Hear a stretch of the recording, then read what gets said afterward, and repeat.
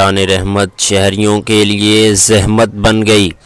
جگہ جگہ بارش کا پانی جمع، سڑکوں پر کیچڑ اور پھسلن ہونے سے موٹر سائیکل سوار گر کر زخمی ہونے لگے، اور جگہ جگہ کھڑا سیوریج کا گندا پانی اور بارش کا پانی انتظامیہ کو منہ چڑھانے لگا۔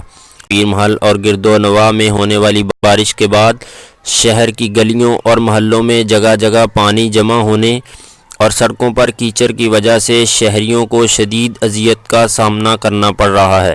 گلی محلوں کی نالیاں ابل پڑیں، سیوریج کا گندا پانی سڑکوں پر جمع ہو گیا۔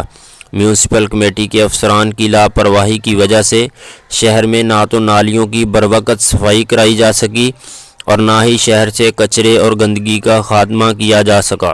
شہر میں موجود کچرا بارش کے پانی کے ساتھ سڑکوں پر آ گیا، جس کی وجہ سے شہریوں کو مزید پریشانی کا سامنا کرنا پڑ رہا ہے۔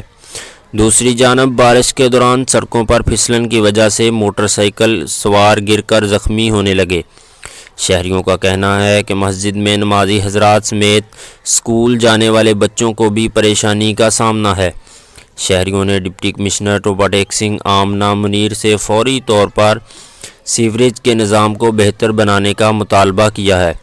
کیمرہ مین محسن بشیر کے ساتھ چودھری محمد رمضان، پیر محل ٹی وی۔